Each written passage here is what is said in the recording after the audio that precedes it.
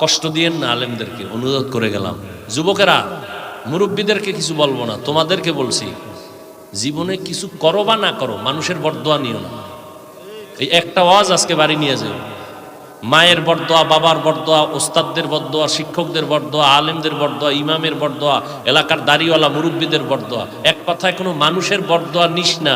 বিছনায় পড়ে পঙ্গু হয়ে কাঁদবি, চোখের পানি মোছার মানুষ পাবি না, লিখে রাখ। যা করো মানুষের বরদোয়া নেওয়ার মতো কোনো কাজ করবি না। এই আজকের যুবকদের জন্য এটা আমার মূল পয়েন্ট।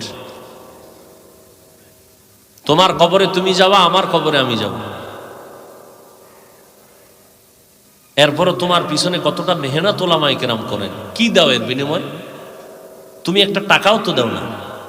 ইমাম সাহেব নামাজ পড়ায়, বেতন 10,000, 6 মাস বাকি, তাও একজনে দেয় না। ইচ্ছা করলে কমিটির মূল যে দায়িত্ব, ইচ্ছা করলে পারে, হে দেয় না, দেয় 100 টাকা মাসে।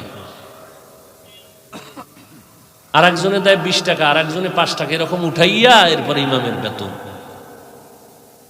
আর সে চোখ বন্ধ করে ধান্দাবাজি করে টাকা কামাই করে লক্ষ লক্ষ টাকা, ডান হাতে বাম হাতে। কিন্তু লাভ কি? ঘরে গিয়া দেখো শান্তি নেই। আর ইমাম 6 মাস বাকি, 10,000, এরপরও সন্তানও বেশি, টান টান হয়ে খায় আর ঘুমায়, কোনো পেরেশানিই নেই।